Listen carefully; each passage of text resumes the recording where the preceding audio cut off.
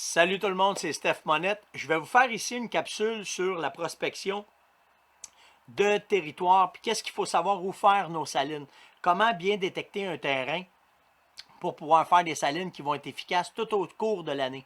Parce que ce qu'on veut, c'est pas avoir des orignaux qui vont aller sur nos salines pendant l'été, puis qu'après ça, on va les perdre, ils vont s'en aller, puis souvent on ne comprend pas pourquoi. Bien là, je vais vous expliquer pourquoi.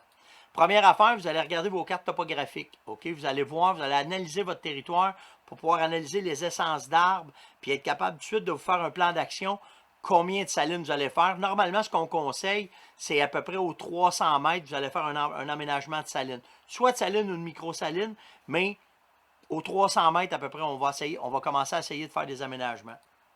Ce qui est intéressant, c'est que vous avez présentement des salines, pas des salines, mais des cartes qui sont disponibles attendez, vous placez ça un peu, juste qu'on soit correct. On a des cartes qui sont disponibles par TrackMap qui vont vous donner les essences tout de suite en forêt de votre territoire. Ce que ça permet de faire, c'est tout de suite, vous voyez en un coup d'œil où est-ce qu'il y a des transitions.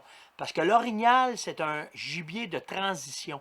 Il va tout le temps se promener entre deux essences d'arbres pour simplement avoir soit la sécurité et la vision en même temps. Puis souvent dans les transitions, c'est là qu'on retrouve la meilleure nourriture pour eux autres. Fait automatiquement, c'est là qu'ils vont voyager. Donc si vous regardez sur la carte TrackMap ici, ce qui est en rouge souvent, c'est des endroits où est-ce que la nourriture va être. Quand le vert vient se coller sur le rouge, bien souvent, ça va être du résineux qui va venir faire à la délimitation du rouge votre transition. Fait que souvent, c'est là que ça va se passer. Quand il y a plus que 3 essences d'arbres qui viennent se toucher à un endroit, la carte va vous donner une suggestion d'endroit pour faire des salines. Donc, les deux ronds rouges que vous voyez, un en bas et un en haut sur la carte, c'est deux endroits potentiellement intéressants pour aller faire des salines. Maintenant, il faut aller valider ça. C'est important d'aller en forêt, sur le terrain pour voir.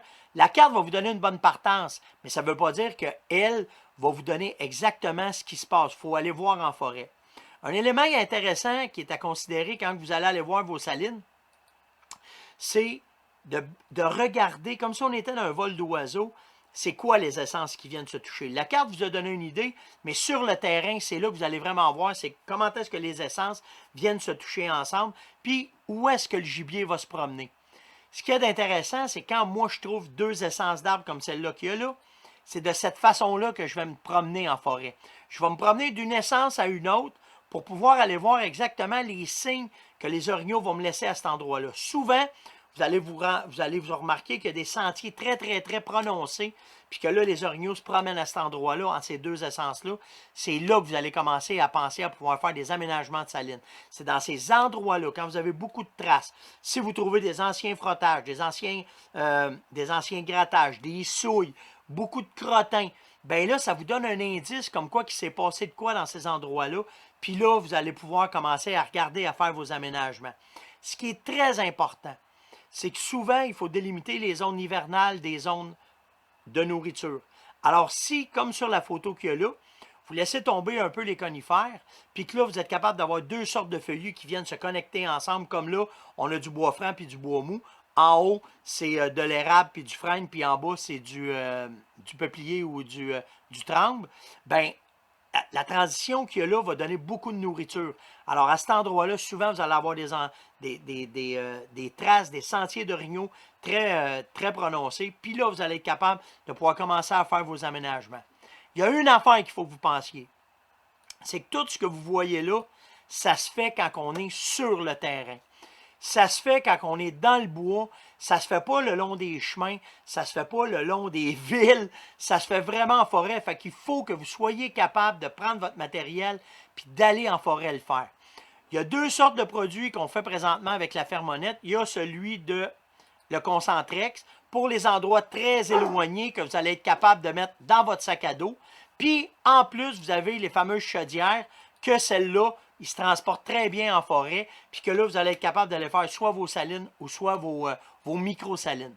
Alors, c'est les petits trucs que je voulais vous laisser pour bien comprendre les transitions.